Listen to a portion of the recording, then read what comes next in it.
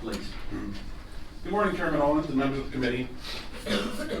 I'm sorry, I got about 20 years of dust on this, but for the record, my name is Nich Archuleta, and I'm the president of North Dakota United.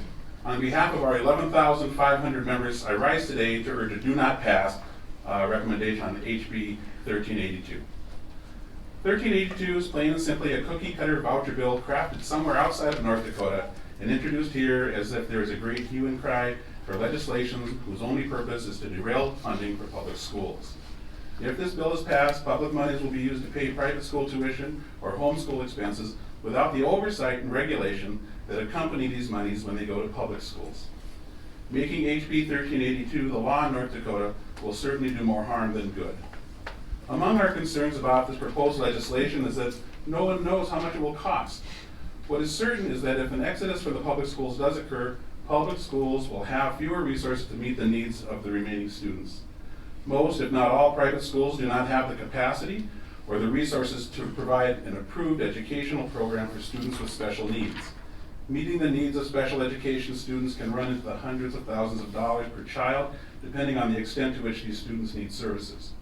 It is unlikely then that the parents of these special learners will make the choice to send them to private schools or to school them at home. Those kids will remain in public schools where the resources to educate them will be diminished.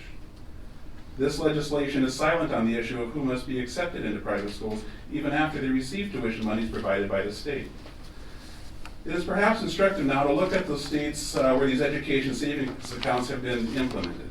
They tend to be the denizens in the bottom quadrant of the list of states where their residents are satisfied with the performance of their schools, their public schools, as measured by the March 10th, 2016 Gallup poll.